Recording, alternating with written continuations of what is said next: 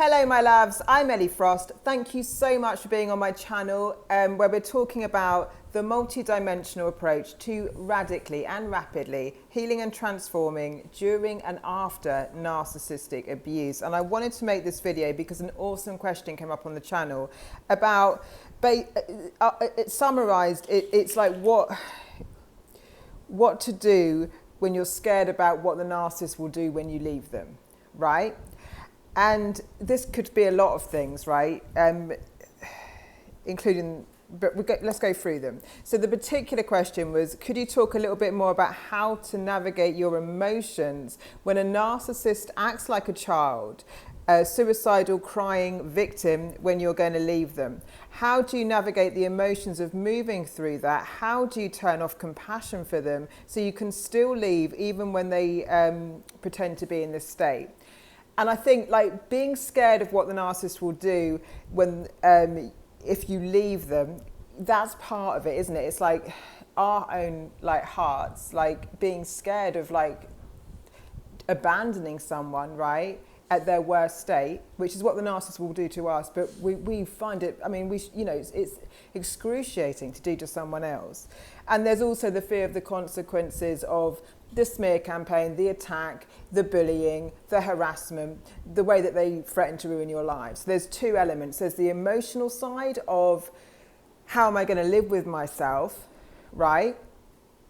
And there's the threat of what will happen next. That the narcissist has so much power that they could completely destroy your life. And I think it would be good to cover both of these on this video. So thanks for this question. It's awesome. I'm sorry that we have to deal with it, but it's a very relevant one. So a narcissist is going to guilt trip you and emotionally manipulate you on your worst fears, because our worst fear and what we often have experienced during narcissistic abuse is that at the worst times of my life I was brutally discarded. Yeah, I'll give you an example. Like my brother used to guilt trip me when I was younger, and he'd ruin Christmases and that kind of stuff by calling me up and always threatening that he was going to kill himself and pretending that he was going to be suicidal. But this was like really playing on my heartstrings, right? So I would drop everything, I would accommodate him. He would do the most abusive, crazy things to me, but I would live in constant fear that something would happen to him. Later, when I went through cycles of narcissistic abuse out here and I called him, he basically told me to kill myself. So they're spiritually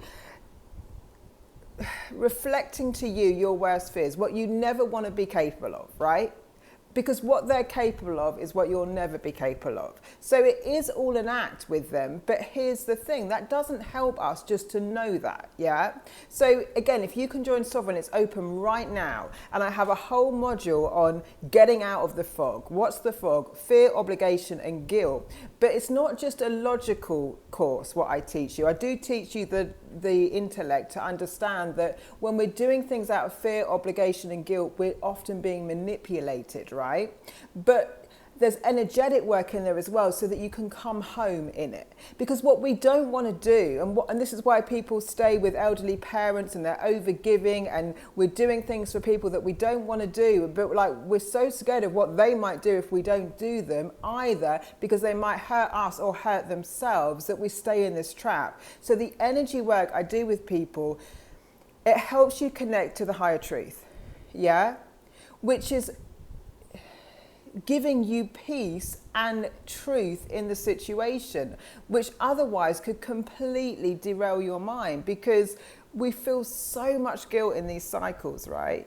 We truly want to be good people. We have compassion. You can't just turn that off, right? You can't just not care about the people you've cared about. And some of the hardest lessons I've had to learn is cutting people off, which is like, it's heartbreaking for me. You know, it's not, I don't have that kind of attitude of just like, oh, it's easy for me to set a boundary. Boundaries are something I'm constantly refining in my life, right? Where I'm learning the balance between being too defensive and, you know, protecting myself, because we go through this journey of like we can get very like defensive after these abuse cycles and just want to shut everything out. And we have to learn how to let things in ways where we feel safe and confident that we can set boundaries. But we've got to see what's really going on and clear out the energetic traumas, because then we can do something with certainty, right? With an energy of compassion and love. So we know we did it in love. When people talk about, you know, people say all the time, well, you don't want to enable someone. Yeah. I often find that quite a brutal concept in our mainstream, because it's like, haven't you got a heart? You know, people say to me things like, I'm not going to give that homeless person any money because I don't want to enable them. They assume they're a drug addict when they have no idea who that person is. And what would it matter? Like, in terms of, if someone is in a difficult situation, there's another side of this kind of mainstream ideology of like, just don't enable people. Which just means like, then we're not really operating from collective consciousness, which is not our highest truth. Our highest truth is unity consciousness. It's a collective. It's us coming together to empower each other. It's doing things like this. When we've learned something, come and share it with the masses. Come and tell people what you've learned, what they can do. You know what I mean? And helping through what we journey in, right? We're meant to help each other. We're meant to love each other. So I don't believe in this blanket rule of not enabling. But I do believe in finding the higher truth. So in Sovereign, I talk a lot about giving from inspiration when you're in a position to give, right? Knowing what true giving is, which is without resentment. You see, often we give, but then we resent. And that damages us. It hurts us because we weren't truly in the right energy to give. Yeah? So when we self-partner, which is again what I teach you, like, it's like, I'm aligned with myself and the highest truth. So when I'm inspired to give, I give. And I'll feel when it just doesn't feel right to give, and I'll be confident that it's not right to give there. And when we've got that balance in our energy field, yeah, then we can go forward in the world guilt-free, well, at least able to process guilt quicker and not feel like the responsibility of everything's on our shoulders. Because again, in narcissistic abuse cycles, one of the biggest things we've learned to do is take over responsibility for unhealthy people who will not take responsibility for themselves and not help us in any way, ignore what we need, right? So we're taking over responsibility, and they know how to threaten and play on your heartstrings. So what I'd say is join Sovereign, and it's about coming out of, like, it's about knowing the truth. It's about coming into such a relationship with ourselves that we have to know the truth, because the narcissistic abuse cycle will completely confuse you, completely play on your empathy, completely trigger your emotions. And like, when we're absolutely in our own truth, rather than in just defense, which is just like, I'm either going to reject it because I don't want to enable you and I have to be right, yeah, or I'm going to overgive and do something that I know I don't want to do, that doesn't feel good for me, that's a complete sacrifice and self-abandonment, but because I'm so scared and I fear the consequences of what it might mean about me and about you, that I'm a bad person and that something bad might happen to you and it's my fault, yeah? Because most of the time what we think is we're a bad person and it's our fault, what happened to us, and we don't want to hurt other people. That's what we feel as victims. You know, we've got a very different mentality to people who haven't been narcissistically abused. So first step is to come home into, well, you already know the truth of your saying, like, I want to leave, right? And you don't have to leave in a way that isn't compassionate.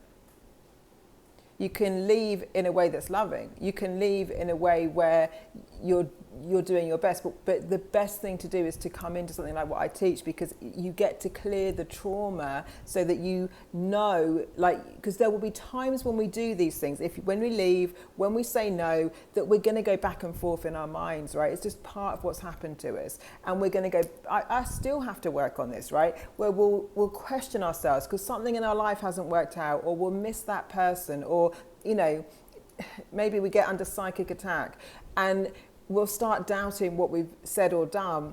And so, like, what we want to do is be aligned with the highest truth for everyone. What's good for me, what's good for you, and what's good for the collective. That's what I teach, is pure love. Is like what's good for me, what's in the highest intentions for me, you, and the collective, right? And there's a win-win-win in that, yeah? And that will always mean that, like, it's not in my best interest to enable another to keep putting me in this cycle or themselves, right?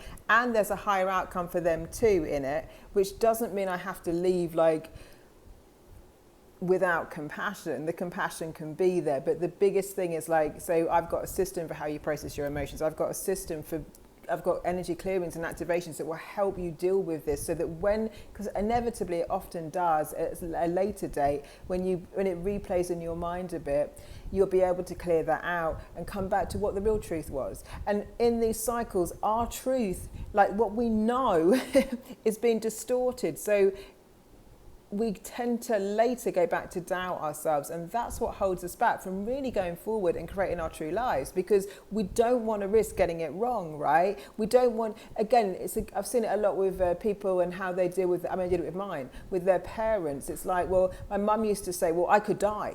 And so she's right, she could die. And I didn't think I could live with the guilt as if she died and I hadn't done everything I could to be the best daughter, no matter how terribly abusive she was to me, right? So they use this leverage, and it's true, she could die. So I've got to come into a piece of the highest truth. I've got to come into a way of knowing that I'm coming from real love.